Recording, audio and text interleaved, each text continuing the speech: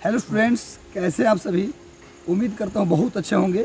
आज डबल एओ का पेपर हुआ है बीपीएससी के थ्रू, और ये पेपर हमें 67 में काफ़ी मदद करने वाला है कि आखिर बीपीएससी अब कैसा पैटर्न पूछने वाली है। क्योंकि जब पेपर रद्द हुआ था तो बीपीएससी का साफ साफ कहना था कि अब हम यूपीएससी के पैटर्न पे पेपर लेंगे। तो बच्चों में काफ़ी गॉसिप था कि सर कैसा पेपर आएगा, कैसे करंट अफेयर पूछे जाएंगे, साइंस का क्वेश्चन कैसा होगा और हिस्ट्री का क्वेश्चन कैसा होगा। ये बड़ा ही बच्चों में एक डर सा बना हुआ था। लेकिन अभी डबल एओ का पेपर होने से कई सारे डर क्लियर हो गए। पहला, इसमें एक बड़ा बदलाव देखने को मिला। ये बदलाव था साइंस में, ये बदलाव था हिस्ट्री में, ये बदलाव था करंट अफेयर। सबसे पहले बात करेंगे हम करंट अफेयर की। करंट अफेयर में आपने देखा होगा कि बीपीएससी 67 का जो पिछला पेपर हुआ था, जो रद्द हुआ, उसमें मैंने देखा था कि 2020 का भी करंट अफेयर उसने पूछा है। 2020 का भी करंट अफेयर। तो लोगों में था कि सर कितना दिन का करंट अफेयर पढ़ा जाए। यानी करंट अफेयर को लेकर बहुत बड़ा डर था बच्चों के बीच। अभी वो डर दूर हो गया। डबल एओ के पेपर में दिसंबर 2021 से लेकर जुलाई 2022 तक के पेपर पूछा गया है। और अब ये संदेश साफ दे दिया कि अब 2020 2019 का पेपर करने की ज़रूरत नहीं है। आप 2021 दिसंबर से अगर अगस्त 2022 तक का पेपर कर लें तब भी कोई दिक्कत होने वाला नहीं है। लेकिन एक सबसे बड़ी बात यह है कि यदि आप पेपर को ठीक से करना चाहते हैं करंट अफेयर का, तो आप अगस्त 2021 से लेकर अगस्त 2022 तक का पेपर, यानी पूरे एक साल का करंट अफेयर अगर कर लेते हैं, कब से कब तक, 2021 अगस्त से लेकर 2022 अगस्त तक का पेपर अगर कर लें करंट अफेयर का, तो आपका करंट का क्वेश्चन नहीं छूटेगा। यानी पुराना करंट करने की आपको ज़रूरत नहीं है। ये बीपीएससी ने साफ साफ कह दिया। दूसरा जो बीपीएससी ने कहा है वो कहा है साइंस में, कि साइंस में पहले क्या होता था कि न्यूमेरिकल्स नहीं पूछे जाते थे, केवल थ्योरी पूछे जाते थे।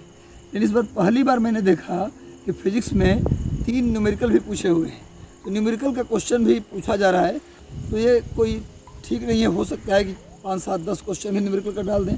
तो आपको करना क्या है कि फिजिक्स में न्यूमेरिकल का भी क्वेश्चन देख लेना है। अब पूछेंगे सर फिजिक्स में न्यूमेरिकल कहाँ से करें, तो आप 3 सेक्शन में न्यूमेरिकल कर सकते हैं। एक तो मैकेनिक्स का चैप्टर होता है अभियांत्रिकी, जिसमें law of motion, gravitation, simple compound pendulum, work power and energy, sound, इसका जितना भी फार्मूला है सिंपल फार्मूला कर लीजिएगा।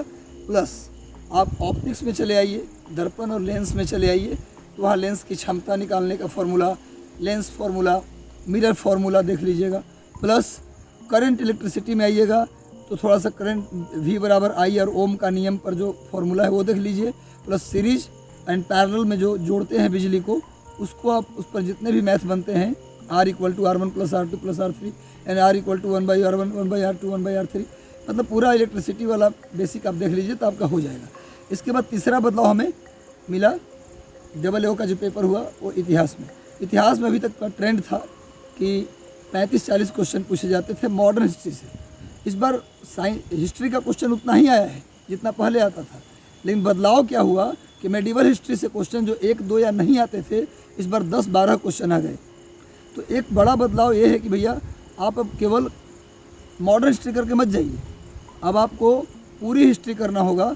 मॉडर्न हिस्ट्री को ज़्यादा फोकस कीजिए, लेकिन एंशिएंट और मेडिवल को आपको छोड़ कर नहीं जाना होगा, पढ़ना होगा।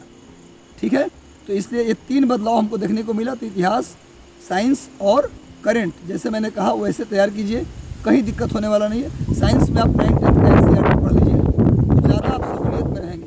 प्रीवियस पेपर तो करिए ही, घटना चक्र वाली आती है जो प्रीवियस पेपर साइंस को करिए, लेकिन एनसीईआरटी का भी पेपर करिए।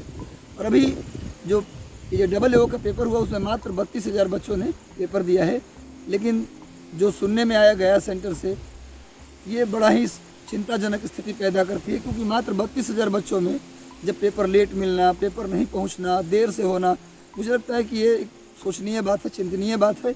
लेकिन नया अध्यक्ष है, हमें आशा से देखना चाहिए, चीज़ों को पॉजिटिव सेक्शन देखना चाहिए, हमेशा ऑप्टिमिस्ट बनना चाहिए।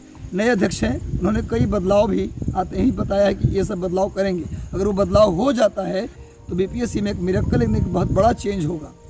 तीसरी बात मैं ये बता रहा हूँ कि पेपर को लेकर कई बच्चों ने फ़ोन किया कि सर 20-22 2 दिन पेपर होगा, परसेंटाइल होगा, स्केलिंग होगा।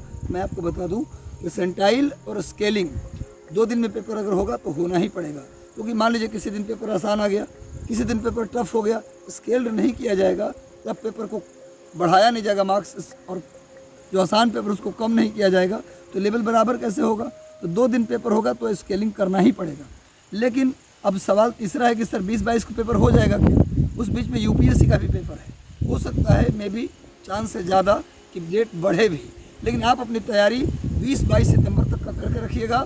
अच्छे से पढ़िए, मेहनत करके पढ़िए, हमेशा पॉजिटिव बने रहिए, अपनी पढ़ाई को ज़्यादा फोकस कीजिए, टारगेट लीजिए आप डेली का। और मैंने आपसे प्रॉमिस किया है कि 15 दिन लगातार पूरी रात लाइव आऊँगा मैं आपके लिए, तो आऊँगा। ऐसा नहीं कि मैं हवाई प्रॉमिस किया, पिछली बार भी किया था तो किया था, इस बार भी करूँगा। मैं पढ़ाऊँगा पूरा टॉपिक, लेकिन आपको पढ़ते रहना है, मेहनत करते रहना है। All the best. जब तक तोड़ेंगे नहीं तब तक छोड़ेंगे नहीं, आग लगा देना है भाई। 3 चीज़ें सफलता के लिए ज़रूरी है, हिम्मत, जिद, और तीसरा चीज़ विश्वास अपने ऊपर कि हम कर लेंगे। धन्यवाद स्टूडेंट, ऑल द बेस्ट।